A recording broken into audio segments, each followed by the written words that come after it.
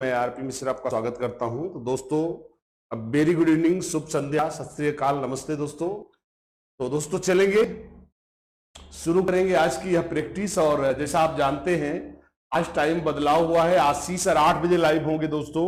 शुरू में ही बोल देना चाहूंगा दोस्तों, आज आशीष सर के लिए हौसला अफजाई में कोई भी कसर ना छोड़ी जाए। और यकीन करिए आज का आशीष सर का लेक्चर सिर्फ आप वाह कहेंगे। उन्होंने आज दिन भर पूरा प्रिपरेशन में सब कुछ सेट करने में बहुत मेहनत की है दोस्तों। और आज सुबह से देखिए उन्होंने मतलब सुबह से ही टाइपिंग इस वर्क में लगे हैं, शायद उन्होंने भोजन भी नहीं किया है शायद। और लगातार बेचारे परेशान हैं, लगे हुए हैं आपके लिए। प्लीज हौसला अफजाई करें और अच्छे से शेयर करिए दोस्तों। और आज का दोस्तों हमारा चैप्टर है भाषा एवं विचार। क्या है हमारा आज का चैप्टर? है भाषा एवं विचार। सीटीटी में लगातार यहां से क्वेश्चन आते हैं। तो चलिए बिना टाइम वेस्ट किए दोस्तों शुरू करते हैं आज का पहला क्वेश्चन। तो आज का पहला क्वेश्चन एक दमदार क्वेश्चन रहेगा, शुरू करेंगे। पहला, चिंतन अनिवार्य रूप से क्या है? तो दोस्तों आपने लेक्चर्स भी देखे हैं, इसलिए मैं चलूंगा, शुरू करूंगा। चिंतन अनिवार्य रूप से क्या है? एक संज्ञानात्मक गतिविधि, एक मनोगतिक प्रक्रिया, एक मनोवैज्ञानिक परिघटना, एक भावात्मक व्यवहार। देंगे दोस्तों, आपके उत्तर की अपेक्षा रहेगी और धुआंधार उत्तर भेजिए। ठीक है, शुरू करते हैं। चिंतन एक कैसी प्रक्रिया है दोस्तों, मुझे बताया जाए। मैं आपके उत्तर से भी ले रहा हूं। यस, शुरू कर देंगे। Yes yes, let's go. चिंतन एक कैसी प्रक्रिया है दोस्तों? मैंने क्या बोला था, आप याद करिए। मैंने आपको बोला था सोकर नहीं हो पाएगा चिंतन। कितना मजा आता अगर सोचिए हम लोग सोते रहते और सोचते रहते। हमारे जिंदगी के कितने काम आसान हो जाते, हम सोते रहते और हमारी परीक्षा होती रहती। पर दोस्तों ध्यान रखेंगे, चिंतन करने के लिए व्यक्ति का होशो हवास में होना जरूरी है। और आपने पेड क्लासेज में भी दोस्तों पढ़ी होगी, मैंने क्या बोला है? चिंतन, मैंने क्या बोला था कि यह मेरे हाथ में पॉइंटर लिखने के लिए पाया गया है और लकली ये खूब लिख रहा है। जब तक यह लिख रहा, अपन क्यों सोचेंगे यार ये लिख क्यों रहा है? पर तब क्या हो, जब ये लिखना बंद कर दे तुरंत टेंशन शुरू हो जाएगा और शुरू हो जाएगा चिंतन। मतलब दोस्तों चिंतन तभी शुरू होगा। दो बातें चिंतन के बारे में खास हैं। एक, जब आपके सामने एक समस्या हो। दूसरा, चिंतन हमेशा होशो हवास में होता है। और आपने बिल्कुल सही उत्तर दिया गया, A for America is the right answer. Thank you. और अब चलेंगे दोस्तों क्वेश्चन नंबर 2 पर। कृतिका अक्सर घर में ज्यादा बात नहीं करती। माफ करेंगे, इसको क्वेश्चन पूरा सामने लाएंगे। यस, थोड़ा छोटा करेंगे। कृतिका अक्सर घर में ज्यादा बात नहीं करती लेकिन विद्यालय में काफी बात करती है, इसका क्या मतलब है? देखेंगे, विद्यालय हर समय बच्चों को खूब बात करने का अवसर देता है। बी, शिक्षकों की यह मांग होती है कि बच्चे विद्यालय में खूब बात करें। सी, कृतिका को अपना घर बिल्कुल पसंद नहीं है। डी, उसके विचारों को विद्यालय में मान्यता मिलती है। और एक दमदार फिर से एक्सप्लेनेशन, पर एक बार उत्तर आप भेजेंगे दोस्तों।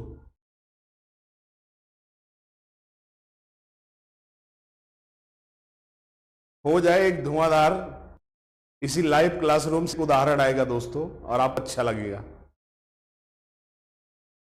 Yes, and I know guys, my friends, you guys are doing better. Yes, thank you, thanks a lot. Yes, देखिए दोस्तों क्या होगा अगर अखिलेश सर 20 इंग्लिश बोलने वालों के बीच फंस जाए तो क्या होगा? आप समझ रहे हैं दोस्तों?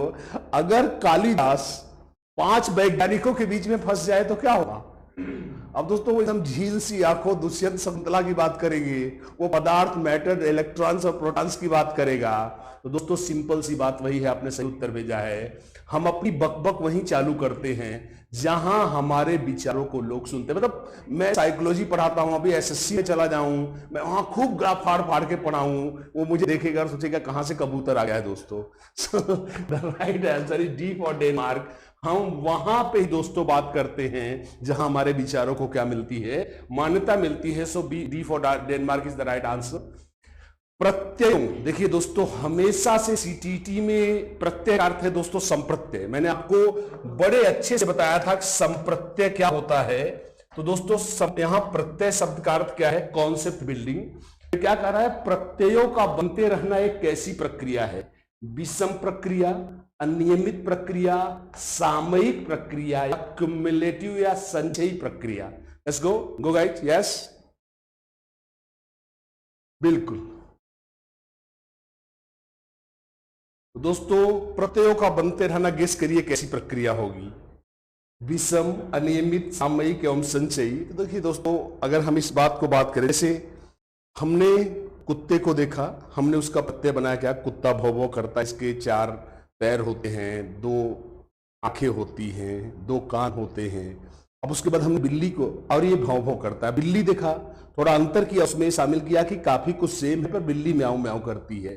तो कुत्ते वाला गाया नहीं हो जाएगा जबकि बिल्ली वाला बन रहा है। अर्थात लगातार हम नए नए प्रत्ययों को क्या कर रहे हैं दोस्तों, इकट्ठा कर रहे हैं। अर्थात आप समझ गए होंगे, concept building is a cumulative process. प्रत्ययों का निर्माण होना दोस्तों एक ऐसी प्रक्रिया है, संचयी प्रक्रिया है। क्या आप इस बात से एग्री है? यस। व्याख्या ही दोस्तों महत्वपूर्ण है। कुत्ते का संप्रत्यय बना, फिर बिल्ली का, छोटा बच्चा, फिर गाय का, फिर भैंस का, फिर बकरी का, अंतर कर करके पुराने वाले को नए वाले में इकट्ठा करता जा रहा है।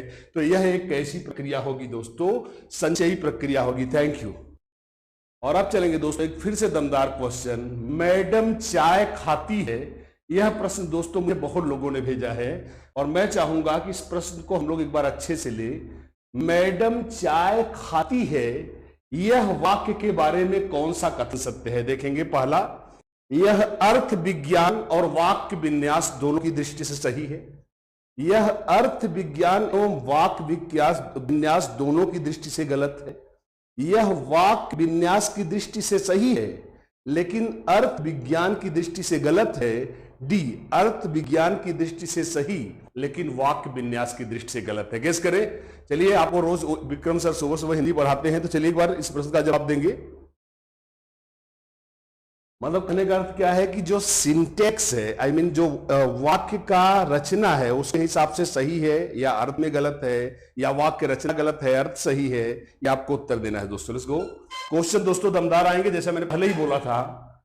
अब देखिए दोस्तों, एक बात तो साफ है, देखिए इसमें इतना दिमाग भी लगाने की जरूरत नहीं है। देखिए वैसे हिंदी तो बहुत नहीं, पर इंग्लिश में भी सेम कहानी है, इसलिए हम इसको दे सकते हैं। कर्ता की जगह कर्ता है, कर्म की जगह कर्म है, फिर क्रिया है। मतलब वाक्य में कोई भी हेर फेर नहीं है। मतलब सिंटेक्स की दृष्टि से वाक्य पूरी तरह सही है, लेकिन क्योंकि चाय पी जाती है, खाई नहीं जाती दोस्तों, इसलिए एक बात तो साफ है कि यह वाक्य विन्यास की दृष्टि से सही है पर अर्थ विन्यास की दृष्टि से दोस्तों क्या है, गलत है। और वह हम देखेंगे, यह रहा हमारा उत्तर। C for Chennai is the right answer, और आपने बिल्कुल सही उत्तर भेजा दोस्तों। Thank you. Right answer is वाक्य विन्यास की दृष्टि से सही है लेकिन अर्थ विन्यास की दृष्टि से गलत है दोस्तों। Let's go. अगला क्वेश्चन, मान लीजिए आप विद्यालय शिक्षा बोर्ड के अध्यक्ष हैं। आप अपने अधिकार क्षेत्र के अंतर्गत आने वाले विद्यालयों की शिक्षा की संपूर्ण गुणवत्ता को सुधारने के लिए वाक्य योजना बनाएंगे। इस प्रकार का प्रश्न कैसे प्रश्न का उदाहरण है? निम्न स्तरीय अपसारी, उच्च स्तरीय अभिसारी, या उच्च स्तरीय अपसारी? कमन गाइज, अब सोचिए, शिक्षा बोर्ड के अध्यक्ष का काम कितना कॉम्प्लिकेटेड होता है, उसी के अनुसार आप उत्तर भी देंगे दोस्तों। शिक्षा बोर्ड के अध्यक्ष का काम कितने हद तक होगा और कितना चैलेंजेस होंगे, उसी हिसाब से आपका उत्तर आएगा। दोस्तों हम सभी जानते हैं एक ही टाइप की योजना तो बनेगी नहीं। जो शिक्षा बोर्ड का अध्यक्ष होगा दोस्तों, या विद्यालय शिक्षा बोर्ड का अध्यक्ष, अलग अलग बच्चों के लिए अलग अलग योजना ना। तो मैं आपको क्या बोला था, शिक्षण का कोई सार्वभौमिक मॉडल नहीं है, एक ही टाइप का मॉडल सभी के लिए नहीं चलेगा। तो निम्न स्तरीय जिन जिन ऑप्शन में है देखते जाइए, ट्रिक जहां जहां निम्न स्तरीय था सब कट गया दोस्तों। उच्च स्तरीय में अभिसारी, एक ही टाइप, मैंने बताया था अभिसारी चिंतन, अर्थात दोस्तों यह भी गलत है। The right answer is D for Denmark. यह उच्च स्तरीय कार्य होगा, साथ ही साथ क्या होगा दोस्तों, अपसारी होगा, क्योंकि हमें विविध योजनाओं का निर्माण करना होगा। सो the right answer is guys D for Denmark. और अब चलेंगे दोस्तों क्वेश्चन नंबर, एक दमदार क्वेश्चन। यह क्वेश्चन दोस्तों बहुत इंपॉर्टेंट, बार देखेंगे। चिंतन के श्रृंखला के प्रक्रमण सिद्धांत में चिंतन के कौन कौन से चरण आते हैं? ऑप्शन ए, क्या देखेंगे, प्रतिक्रिया क्रियान्वयन, प्रतिक्रिया चयन, श्रेणीकरण, पूर्व प्रक्रमण, अब इन चरणों का सही क्रम आपको बताना है। ऑप्शन ए ग घ ख क, ऑप्शन बी ख घ आएगा, ध लिखा घ आएगा, इसको घ प्रोनाउंस करेंगे, ख घ ग क, ग क घ ख और घ ग ख क। Let's go.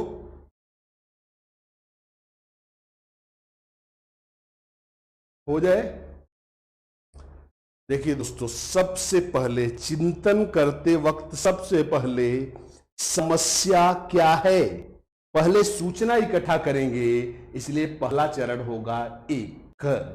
उसके बाद सूचनाओं को विभिन्न भागों में बांटेंगे, चरण नंबर 2। फिर कौन से तरीके से एक ही समस्या को सॉल्व करने में, चिंतन में हमारे पास कई तरीके होते हैं, हम सर्वोत्तम प्रतिक्रिया का क्या करेंगे, चयन करेंगे दोस्तों, और जिस प्रतिक्रिया का, जिस एक्शन का चयन किया है उसे एग्जीक्यूट करेंगे, वह क्या कहलाएगा, प्रतिक्रिया क्रियान्वयन। तो एकदम उल्टे क्रम में जाएगा, 1 2 3 4। सो D for Denmark is the right answer. सही उत्तर दोस्तों क्या है, डी फॉर डेनमार्क। बिल्कुल आप लोगों में से काफी लोगों ने सही उत्तर दिया। फिर सुनिए, अगर आप नहीं समझ पाए तो एक बार लॉजिक सुनिए। सबसे पहले मैंने क्या बोला था, समस्या को हल करने के लिए समस्या की पूरी जानकारी, पूर्व प्रक्रम का अर्थ है सूचना इत्यादि इकट्ठा करना, समस्या क्या है। दूसरा, आंकड़ों को विभिन्न वर्गों में बांटना क्या है, श्रेणीकरण। कौन सा एक्शन अप्रोच अपनाना है, वह क्या है, प्रतिक्रिया चयन। और फिर उसे एग्जीक्यूट कर देना दोस्तों, क्या कहलाएगा, प्रतिक्रिया क्रियान्वयन। सो the right answer is D for Denmark. Yes, true, great. और अब चलेंगे दोस्तों क्वेश्चन नंबर 7 पर। निम्न में से कौन सा युग्म सब सही होने की संभावना सबसे कम है। अब एक दमदार क्वेश्चन कई बार आया हुआ है, देखेंगे। निम्न में से कौन से जोड़े के सही होने की संभावना सबसे कम है। पहला, भाषा और विचार प्रारंभ में 2 अलग अलग गतिविधियां हैं, वाइगोत्स्की ने कहा है। भाषा विचार पर आधारित है, पियाजे ने कहा है। भाषा वातावरण में एक उद्दीपक है, पीएफ स्किनर ने कहा है। या बच्चे भाषा के बारे में निश्चित ज्ञान के साथ प्रवेश करते हैं, यह चोम्स्की ने कहा है। चलेंगे दोस्तों एक सही उत्तर की तरफ। यस,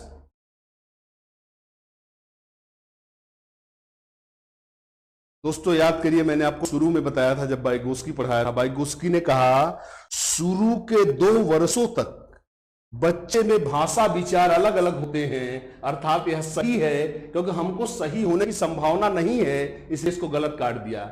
याद करिए मैंने क्या बोला था, पियाजे ने क्या कहा, विचार पहले आता है, भाषा बाद में आती है, अर्थात ये वाला सही था, ये भी गलत कट गया। अगला क्या है दोस्तों, याद करिए मैंने चोम्स्की में आपको क्या बोला था, चोम्स्की ने कहा बच्चों में भाषा की क्षमता क्या होती है, जन्मजात होती है। क्या होती है, जन्मजात, भाषा नहीं जन्मजात होती। उन्होंने कहा अगर बच्चा पैदा हुआ है तो बोलेगा जरूर, क्योंकि बोलने की कैपेसिटी हम में क्या होती है, जन्मजात होती है। अगर दोस्तों ऐसा नहीं, उन्होंने कहा अगर ऐसा नहीं होता कोई 50 साल में बोलता। समझिए चोम्स्की का यह सिद्धांत मैंने दोस्तों आपको हिंदी या भाषा की पेडागोजी में भी काम आएगा। चोम्स्की क्या कहता है कि अगर ऐसा नहीं होता तो कोई 40 साल में बोलता, कोई 50। अगर सोचिए जन्मजात नहीं होता तो क्या होता, कोई तो अगले जन्म में बोलता दोस्तों। पर कहने का सिंपल मतलब है क्योंकि यह क्षमता जन्मजात होती है, इसलिए उन्होंने कहा 1.5 से 2 वर्ष में सभी बालक बोलना शुरू कर देते हैं। और ऐसा तभी संभव है जब भाषा की क्षमता क्या हो, जन्मजात हो। और यह दोस्तों यह भी सही है। The right answer is guys C for Chennai. उन्होंने ये नहीं कहा कि भाषा वातावरण में उद्दीपक है, क्योंकि हर व्यक्ति जानता है महान थॉर्नडाइक के सिद्धांत को उलट दिया किसने, स्किनर ने। उसने एस आर को उलट के क्या कर दिया, आर एस। उसने उद्दीपक के बजाय किस पे जोर दिया है, एक बार बताएंगे किस पे जोर दिया है, उसने अनुक्रिया पे जोर दिया है। तो उसके सिद्धांत में प्रधानता नहीं दे सकते किसको, उद्दीपक को। So the right answer is guys C for Chennai. I hope understand. Yes, great. Let's go to next question. आगे, भाषा विकास के संदर्भ में निम्नलिखित में से कौन सा क्षेत्र पियाजे द्वारा कम आंका गया है। ऑप्शन ए आनुवंशिक क्षेत्र, सामाजिक अंतःक्रिया, अहम केंद्रित भाषा, विद्यार्थी द्वारा सक्रियात्मक रचना करना। कमन गाइज, यस, लेट्स गो। और दोस्तों हम सभी जानते हैं भाषा विकास के संदर्भ में पियाजे ने खास महत्व तो नहीं दिया है किसको, बी को। देखिए दोस्तों, इसका उत्तर आनुवंशिकता इसलिए नहीं होगा, आनुवंशिकता की उसने बात ही नहीं की है, तो कम महत्व देने की कोई बात ही नहीं है। जिस टॉपिक की बात ही नहीं है उसको कम महत्व नहीं दे सकते, क्योंकि यह पासवर्ड है किसका, वाइगोस्की का। इसलिए दोस्तों इसका उत्तर क्या होगा, B for Bombay. Yes correct, let's go next question. अगले क्वेश्चन जाएंगे। भाषा अवबोधन, ध्यान से सुनेंगे, भाषा अवबोधन से संबंधित विकार कौन सा है? फिर सुनेंगे, भाषा की समझ, पढ़ने लिखने की बात नहीं कर रहा है, यहां डिसलेक्सिया इत्यादि नहीं आएगा। सुनेंगे, भाषा अवबोधन से संबंधित विकार कौन सा है? चलाघात, पठन को विफलता, पठन वैफल्य, वाक संबद्ध और भाषाघात। Let's go.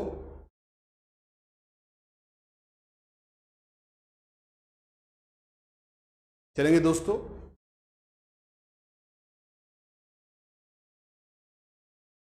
देखिए दोस्तों, मोटर स्किल्स में इसे हम डिस्प्रेक्सिया बोलते हैं, इसे दोस्तों हम डिसलेक्सिया बोलते हैं, इसको हम बोलते हैं स्पीच की कमी।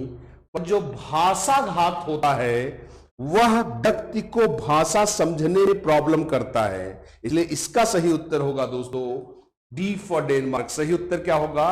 D for Denmark is the right answer. भाषाघात ही है भाषा समझने की प्रॉब्लम। और लेट्स गो अगले क्वेश्चन पे चलेंगे। निगमनात्मक तर्कड़ा में क्या शामिल है? या करिए आगमन निगमन विधि याद करेंगे और देखेंगे निगमनात्मक तर्क में क्या शामिल है। ऑप्शन ए, विशिष्ट से सामान्य की ओर, ज्ञान की सक्रिय निर्माण और पुनर्निर्माण, अन्वेषण परक सीखना और स्वतः खोज परक संबंधी पद्धतियां। डी, सामान्य से विशिष्ट की ओर तर्कड़ा। गेस करिए। आगमन और निगमन विधि कितने लोग जानते हैं दोस्तों? यस। तो दोस्तों आगमन विधि क्या कहती है? आगमन कहता है उदाहरण से नियम की ओर, मतलब आप सामान्य से विशिष्ट की ओर जाएंगे। पर यहां क्या कह रहा है? निगमन कह रहा है। क्या कह रहा है? निगमन। तो दोस्तों हमको करना क्या है? पहले नियम लेना है, फिर उदाहरण लेना है दोस्तों। इसलिए विशिष्ट से सामान्य की ओर नहीं जाएंगे, क्योंकि वो तो कंक्लूजन आएगा दोस्तों। इसलिए सही उत्तर क्या है? सामान्य से किसकी ओर जाएंगे दोस्तों? विशिष्ट की ओर जाएंगे। सो द राइट आंसर इज, और आपने बिल्कुल सही उत्तर दिया है दोस्तों, D for Denmark is the right. सामान्य है नियम, कई उदाहरण विशिष्ट होंगे, इसलिए दोस्तों सही उत्तर है D for Denmark. Thank you. अगला, यह दोस्तों एक बहुत इंपॉर्टेंट क्वेश्चन है जो भारत के कई एग्जाम्स में आ चुका है और मैंने इसको बताया भी है। आउट ऑफ द बॉक्स चिंतन किससे जुड़ा है? ऑप्शन ए, अनुकूलित चिंतन, स्मृति आधारित चिंतन, अपसारी चिंतन और अभिसारी चिंतन। Let's go. दोस्तों चिंतन पे आपको और भाषा पे एक दो क्वेश्चन के लिए तैयार रहना है, और ये क्वेश्चन हमेशा से इंपॉर्टेंट रहे हैं और हमेशा को एग्जाम में आते भी रहे हैं दोस्तों।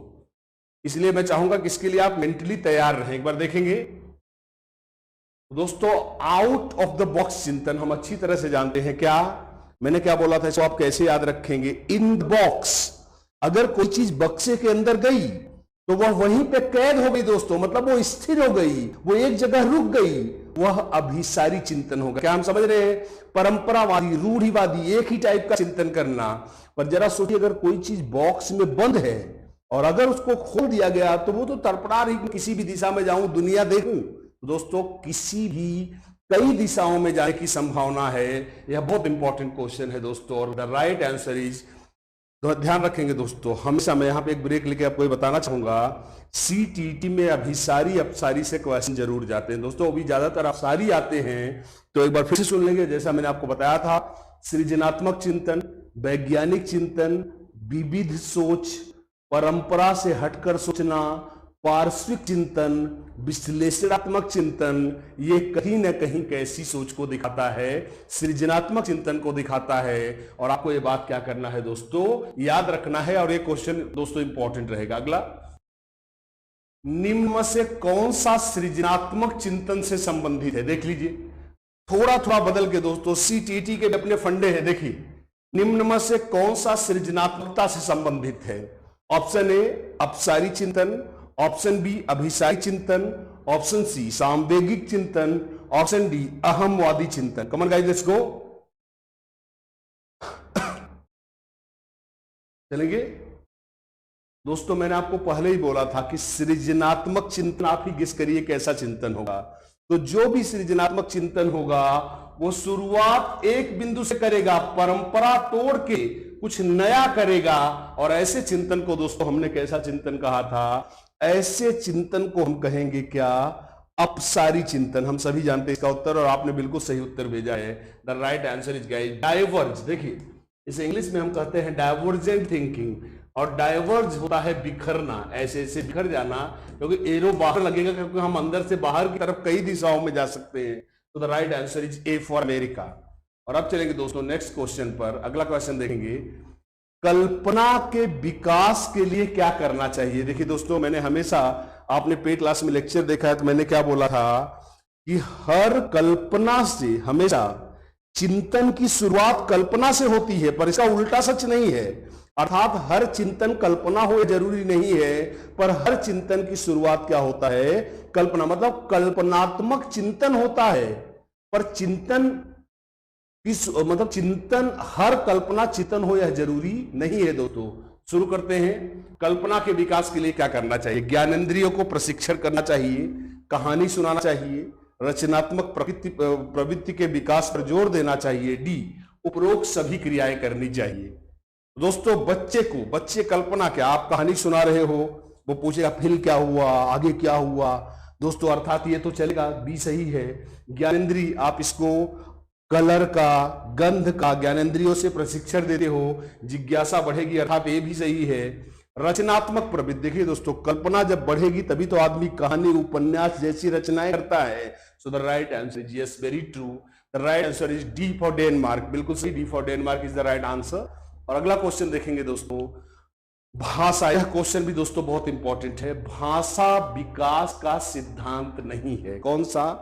अनुबंधन का सिद्धांत, अनुकरण का सिद्धांत, अतिरिक्त शक्ति, यहां पे थोड़ा एक शब्द चला गया है, अतिरिक्त शक्ति का सिद्धांत, या फिर किसका सिद्धांत? परिपक्वता का सिद्धांत। चलेंगे दोस्तों, या फिर किसका सिद्धांत? परिपक्वता का सिद्धांत। दोस्तों यह प्रश्न बहुत इंपॉर्टेंट है, एक बार मैं चाहूंगा आप उत्तर फिर मैं बताऊंगा। चलेंगे, मैं एक बार नाम लिख दे रहा हूं तब तक, जब तक आपका उत्तर आ रहा है। पावलोव, स्किनर, यह विज्ञान का सिद्धांत है, किसी ने नहीं दिया है। अब आप उत्तर तो समझ ही गए होंगे दोस्तों। The right answer is C for Chennai. सही उत्तर क्या है दोस्तों? C for Chennai. ध्यान सुनेंगे, बच्चे अपने पूर्व ज्ञान, स्किनर का क्या कहता है पावलोव का सिद्धांत, कि कुत्ते को अगर भोजन से घंटी की आवाज को जोड़ा जाए तो लार टपकाना घंटी की आवाज पे आसान है। अर्थात बच्चे पूर्व ज्ञान से जोड़ के नवीन ज्ञान को सीखते हैं, तो अनुबंधन वही है जिसे आप शास्त्रीय अनुबंधन कहते हो। अर्थात पहला वाला सही है। अनुकरण का सिद्धांत दोस्तों, स्किनर का सिद्धांत मैं आपको पढ़ाया है, अपने नए पुराने दोनों सीटीईटी के बैच में देखा होगा। क्या उन्होंने 3 चरणों में भाषा विकास की बात की है? क्या? अनुकरण, साहचर्य और सबलीकरण। क्या? बच्चे शब्दों का अनुकरण करते हैं, फिर शब्दों को वस्तुओं से जोड़ते हैं, फिर माता पिता सही साहचर्य का सबलीकरण करते हैं। अर्थात दोस्तों यह भी सही है।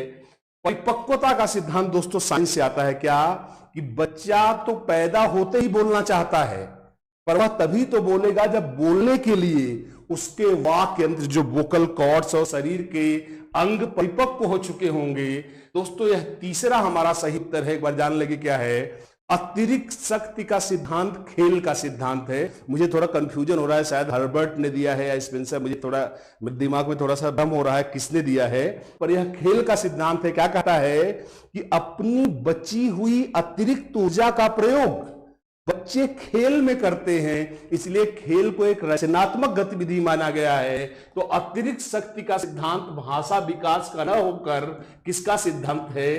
खेल का सिद्धांत है। So the right answer is guys C for Chennai is the right answer. इसको नेक्स्ट क्वेश्चन, भाषा क्या है? हमारी विचार प्रक्रिया को पूरी तरह से नियंत्रित करती है, हमारी विचार प्रक्रिया को प्रभावित करती है, हमारी विचार प्रक्रिया का निर्धारण नहीं कर सकती, विचार प्रक्रिया को प्रभावित नहीं कर सकती। देखिए दोस्तों, यहाँ पे कई बच्चे मुझे बताते हैं सर कौन सही है, पियाजे सही है या वाइगोस्की सही है। दोस्तों हकीकत तो है कि न तो पियाजे सही है, आम आदमी का कंक्लूजन, ना ही वाइगोस्की सही है। यह दोस्तों वो मुर्गी और अंडे वाली कहानी है। आपने सुना होगा, कहते नहीं पहले मुर्गी पैदा हुई या पहले अंडा पैदा हुआ। तो दोस्तों एक सिक्के के दो पहलू हैं। तो केवल विचार नियंत्रित करता है, गलत, केवल भाषा। इसलिए दो, इसमें से दो ऑप्शन मैंने पहले ही हटा दिए हैं। और दोस्तों आप हमेशा याद करिए, पूरी तरह से सत्य, पूरी तरह से असहमत, इस टाइप के चरमपंथी उत्तर सीटीटी में नहीं चलते। इसलिए दोस्तों यह गलत हो जाएगा। The right answer is B. What? हमारी विचार प्रक्रिया को भाषा क्या करती है? प्रभावित करती है। और वही निष्कर्ष आया क्या कि विचार और भाषा एक ही सिक्के के दो साइड है। जहां विचार है, चाहे इशारों में ही हो, चाहे संकेत में ही हो, वहां भाषा कहीं ना कहीं होगी दोस्तों। So let's go to next question, question number 16। बच्चों में भाषाई विकास के लिए जरूरी क्या है? ऑप्शन ए, उनको अधिक से अधिक अपने विचार व्यक्त करने के अवसर देना चाहिए। भाषाई कौशलों के विकास हेतु गतिविधियां आयोजित की जानी चाहिए। सी, लिखना, पढ़ना, बोलना, सुनना अभ्यास कराना चाहिए। डी, उपरोक्त सभी। और दोस्तों आप जानते हैं सही उत्तर क्या है? कमन गाइस, लेट्स गो। यस, उत्तर भेजेंगे। और हम सभी जानते हैं दोस्तों सही उत्तर क्या है। भाषाई विकास के लिए यह जरूरी है कि हमें अधिक से अधिक विचार व्यक्त करने के अवसर, गतिविधियां, बिल्कुल दोस्तों, मंचन, नाटक, संगीत, कविता पाठ, ये सबसे बच्चे में भाषा विकास होता है। अब दो सही हो गए थे, हमको तीसरा तो दोस्तों देखना ही नहीं है। तो राइट आंसर इज, बिल्कुल सही, आपने सही उत्तर भेजा। D for Denmark is the right answer. और अब चलेंगे दोस्तों, यह प्रश्न दोस्तों कई एग्जाम्स में 50 बार से भी ज्यादा आ चुका है। ख, फ, छ, यहां च भी आ सकता है। ह, फ, च, छ कैसी ध्वनियां हैं? स्वनिम, रूपिम, लेखिम, शब्दिम। दोस्तों ध्यान से शुरू करेंगे। शुरुआत में बच्चे को न तो वर्ण का ज्ञान होता है, ना ही अक्षरों का ज्ञान होता है। कुछ ध्वनियां जैसे किलकारियां, उसका बलबलाना, क्विंग जिसे कहते हैं, मतलब शुरू में ऐसा रोता है कि समझ ही नहीं पाता कि रो रहा है या कराह रहा है। शुरुआत में बच्चे की लैंग्वेज में जो क्रंदन की भाषा होती है, उसमें रोने के साथ साथ कराहना भी शामिल होता है। तो दोस्तों एक बात तो साफ है कि शुरू में शब्द नहीं होते। और दोस्तों वह ध्वनि जिसमें एक ध्वनि से दूसरी ध्वनि में अंतर होता है और अपने आप में भाषा की, देखिए कई तरह से है, भाषा की कई प्रकार से प्रश्न आता है। भाषा की सबसे छोटी इकाई क्या है? स्वनिम। सुन लेंगे, क्वेश्चन बहुत आता है। और थ, फ, च कैसी ध्वनियां हैं? स्वनिम। इसलिए दोस्तों right answer is A for America. ये दोस्तों इंपॉर्टेंट है, इसको याद कर लेंगे, ये कई बार आ चुका है एग्जाम में। क्वेश्चन नंबर 18 देखेंगे। और मुझे यकीन है दोस्तों बड़ा अच्छा हुआ कि क्वेश्चन मेरे सामने आया। प्रवाह, पूर्णता, व्याख्या, मौलिकता और लचीलापन किसके तत्व हैं? ऑप्शन ए, प्रतिभा के, गुण के, अपसारी चिंतन के और त्वरण के। दोस्तों मैंने जैसा आपको बोला था कि सृजनात्मकता के अध्ययन का जनक माना जाता है मिस्टर पॉल टॉरेंस को। किसको माना जाता है? Paul Torrens. तो पॉल टॉरेंस ने दोस्तों सृजनात्मक चिंतन के कितने तत्व बताए हैं? 4। क्या? अब देखिए भैया, जब रट्टा, फ्लुएंसी, प्रवाह पूर्णता का अर्थ क्या है? फ्लुएंसी। अब मैंने 3 लाइनें रट्टा मारी है दोस्तों, अब मेरी 3 लाइनें खत्म हो गई, अब वही बुद्ध की तरह हूं, बेइज्जत हो रहा हूं। पर जो आदमी रचनात्मक है, क्रिएटिव है, एक पेज का 1 लाख पेज बना सकता है। क्या है? प्रवाह पूर्णता। व्याख्या, अब भैया जब रचना ही मेरी है तो मैं तो घंटों व्याख्या दे सकता हूं। अगला मौलिकता, किसी की, मैंने क्या बोला था, किसी की नकल न मरना ही दोस्तों क्या है? मौलिकता है। तो एक वैज्ञानिक में, भाई वैज्ञानिक चिंतन ही दूसरा नाम है किसका? अपसारी चिंतन का। एक वैज्ञानिक जब नकल मारेगा तो काहे का वैज्ञानिक? और लास्ट में दोस्तों लचीलापन। मैंने क्या बोला कि 3 पेज मैंने रट्टा मारा है, खत्म हो गया, वहीं खड़ा हूं, बेइज्जत हो रहा हूं। पर जो सृजनात्मक होगा वो खड़ा नहीं रहेगा, वो रास्ता ही बदल देगा, अपने आप को कहीं भी एडजस्ट कर सकता है। So the right answer is guys what? अपसारी चिंतन। तो चलेंगे दोस्तों क्वेश्चन नंबर 19 के लिए जाएंगे। चिंतन ये तो ले चुके हैं पहले ही, क्वेश्चन नंबर 20 लेंगे। विचार न केवल भाषा को निर्धारित करते हैं बल्कि आगे भी बढ़ाते हैं, यह कथन किसका हो सकता है? देखेंगे। विचार न केवल भाषा को निर्धारित करते हैं बल्कि आगे भी बढ़ाते हैं। आपको पढ़ा चुका हूं। यह कथन लगभग किसका हो सकता है? वाइगोस्की का, पावलोव का, जीन पियाजे का और कोहलबर्ग का। कमन गाइज, एक बार प्रश्न का उत्तर देंगे, मैं आपसे कुछ बातें करूंगा। ओके, देखिए दोस्तों, आशीष सर बैक इन स्टूडियो, पूरे दिन भर इंफॉर्मेशन प्रोसेसिंग, बहुत सारा डेटा कलेक्शन, आपको एक बेहतरीन सजी हुई क्लास देने के लिए दोस्तों उन्होंने बहुत मेहनत की है। और गाइज, वो मेरे लिए छोटे भाई जैसे हैं, एक मित्र भी है। तो मैं ये कहना चाहूंगा दोस्तों कि आज हर रिकॉर्ड को तोड़ दिया जाए। Please break all the records today guys. आज सारे रिकॉर्ड को तोड़ दें। Not less than 15,000, this should be a target guys. अभी से शेयर करिए, लाइक करिए। मैं बस 10 मिनट में क्लास शुरू करूंगा ताकि टाइम मिले, आप मैक्सिमम शेयर कर सके, गैप ले सके। 2 घंटे की यह बेहतरीन मैराथन क्लास टाइप होगी। अपना पूरा दम लगाएं दोस्तों। कमन मैच, लेट्स गो। एक बार हम लास्ट में बात करेंगे इस टॉपिक पे। विचार न केवल भाषा को निर्धारित करते हैं दोस्तों, हम सभी जानते हैं। आपने बिल्कुल सही उत्तर भेजा है दोस्तों। विचार को भाषा पर वरीयता किसने दी है? द ग्रेट जीन पियाजे। So the right answer is C for Chennai is the right answer. और अब चलेंगे दोस्तों क्वेश्चन नंबर 21 पर। एक विद्यार्थी कहता है, बहुत दमदार क्वेश्चन देखेंगे। एक विद्यार्थी कहता है कि उसका दादा आया है। मतलब क्या बोल रहा है? जैसे नहीं मुंबई भाषा टाइप की, मुंबई में मेरा पापा आया है, मेरा दादा आया है। सुनिए, एक विद्यार्थी कहता है कि उसका दादा आया है। एक शिक्षक के नाते आपकी प्रतिक्रिया क्या होगी? आप अपनी भाषा पर ध्यान दीजिए। मतलब ऐसा बोलो बच्चे, बेटा अपनी भाषा पे ध्यान दे। अगला, अच्छा उसके दादाजी आए। देखिए दमदार क्वेश्चन।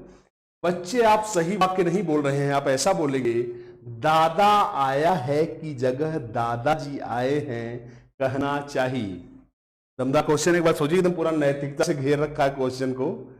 एक बार देखेंगे, बिल्कुल। लेट्स गो दोस्तों। अगर ध्यान से देखें क्या कह रहा है, तो उसने तो कहा, अगर उसको मालूम होता तो क्यों बोलता? भाई बच्चे होते हैं थोड़ा, कई बार आपने देखा, मैं मुंबई में रहा दोस्तों काफी टाइम, उन लोगों का लैंग्वेज ऐसा है। और मेरा डैड आया है, तो अभी हमको थोड़ा यूपी वाले को बुरा लगेगा, यार ये कौन सी लैंग्वेज है। तो दोस्तों हम सुधार कर बोलेंगे ताकि वह मॉडल के रूप में अनुकरण करे। क्या?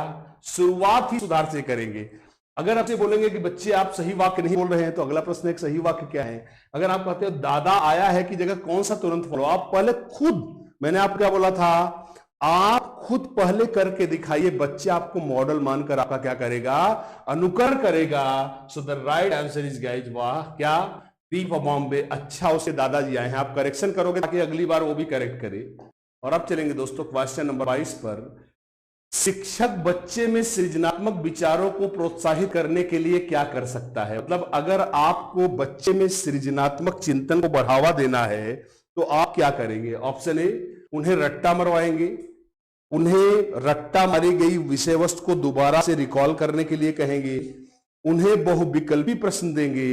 उन्हें समस्या समाधान के लिए विभिन्न तरीकों, तो देखिए दोस्तों एकदम ऑप्शन एकदम साफ आता है। उन्हें समस्या समाधान के विभिन्न तरीकों को सोचने के लिए कहेंगे।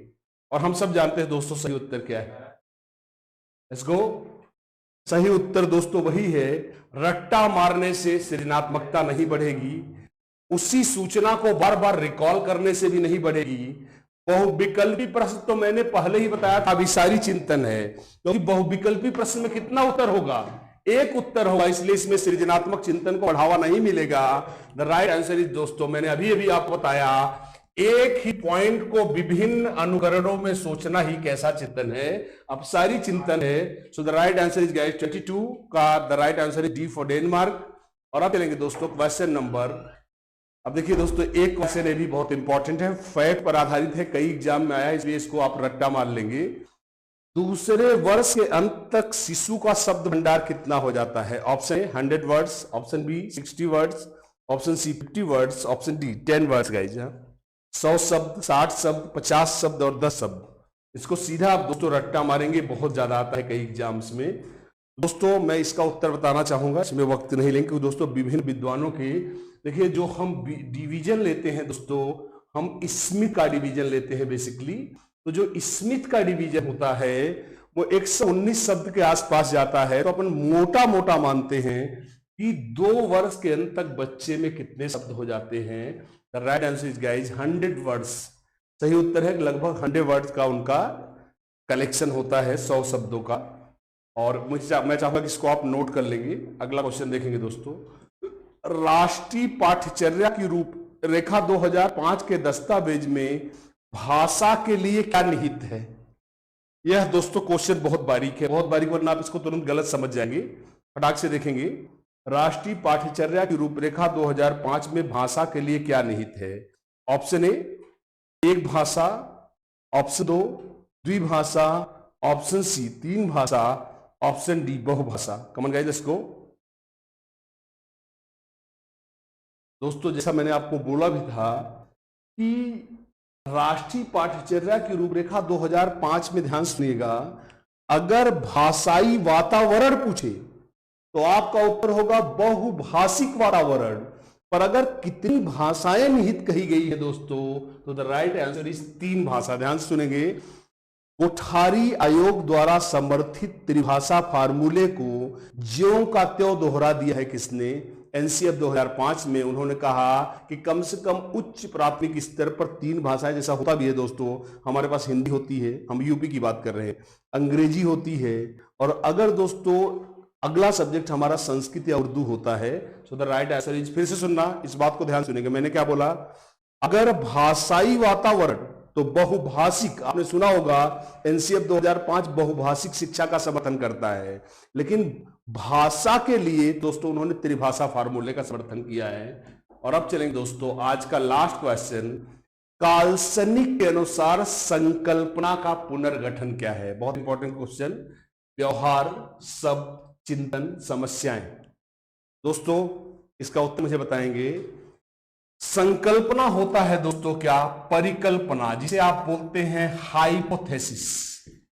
शुरुआत में हम एक संकल्पना मानते हैं कि माना यह सही है, और अगर दोस्तों प्रयोग में सिद्ध पा जाता है तो वह सिद्धांत। जैसे मैंने आपको क्या बोला था कि अगर न्यूटन ने गुरुत्वाकर्षण का नियम दिया होगा तो शुरू में उसने अगर माना होगा क्या पृथ्वी में कोई ऐसा फोर्स है जो वस्तुओं को अपने तरफ खींच रही होगी, तो जब तक सिद्ध नहीं थी वह क्या थी, सिर्फ कल्पना। तो दोस्तों कल्पना को अगर सेट कर लेंगे तो वही क्या बन जाएगा दोस्तों। और आपने बिल्कुल सही उत्तर दिया है मेरे मित्रों। यही जब सेट हो जाता है, सिद्ध हो जाता है, मैंने क्या बोला था, जरा सोचिए, एक बार सोचिए, क्या अंतर है कल्पना और चिंतन में। देखिए एक बहुत बारीक बात, क्या अंतर है कल्पना और चिंतन में। दोस्तों अगर आप ध्यान से देखें तो कल्पना और चिंतन में एक ही अंतर है, और वो क्या है, तर्क का। नियम किससे सिद्ध होते हैं, तर्कों से। क्या मैंने आपको क्या बोला था कि मैं कल्पना कर रहा हूं कि मैं पानी पर चल रहा हूं, यह बकवास है, मेरे लिए इसके पीछे कोई लॉजिक नहीं है, यह दोस्तों शुद्ध कल्पना है। लेकिन दोस्तों अभी बने जिसे उन्होंने कहा कि भाई उन्होंने एक बाण मारा 100 लोग मर गए। दोस्तों वास्तव में ऐसा कोई तकनीक हमारे पास नहीं से हम कभी की कल्पना मानते हैं। पर दोस्तों अगर यह चीज ऐसे सोची जाए कि मनुष्य ऐसा क्या करे कि वह पानी पे चले, दोस्तों शुरुआत तो किससे होगी, कल्पना से, लेकिन ऐसा करने के लिए कुछ क्या देना पड़ेगा, तर्क, और वही क्या बन जाएगा, चिंतन। मतलब तर्क ही वह चीज है जो कल्पना को अलग करती है किससे, चिंतन से। आई होप यू अंडरस्टैंड गाइज। तो प्लीज आज की क्लास के बारे में बताएं कैसी लगी क्लास। और दोस्तों प्लीज जैसा मैंने आपको बोला है, मैक्सिमम लाइक्स और मैक्सिमम शेयर चाहिए मुझे आज की क्लास के लिए, किसके, आशीष सर के। Ashish sir is going to fire guys.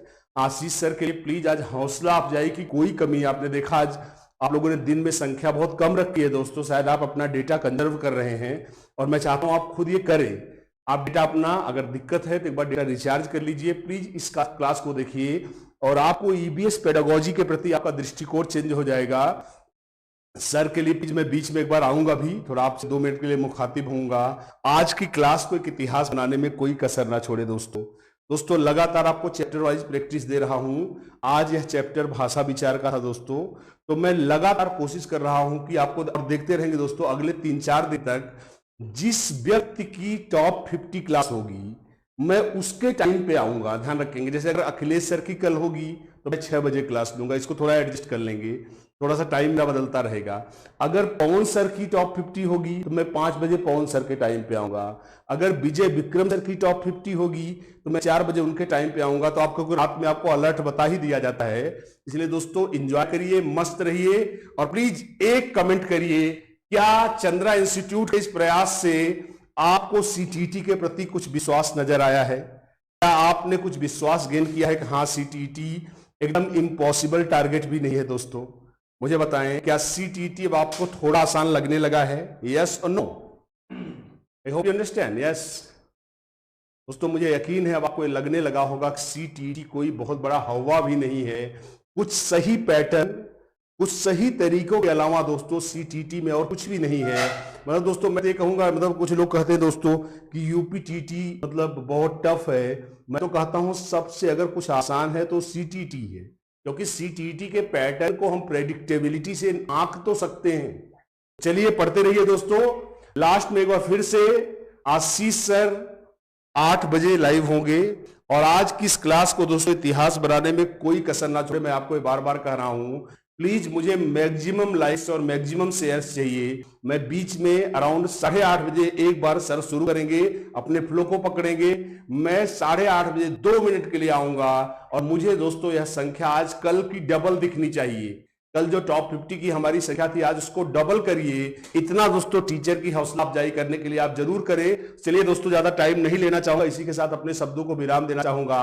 आज के लिए बस यही एक मुद्दा है कि आशीष सर की हौसला अफजाई हो। चलिए दोस्तों अगली क्लास में फिर मिलते हैं, तब तक मैं आरपी मिश्रा आपको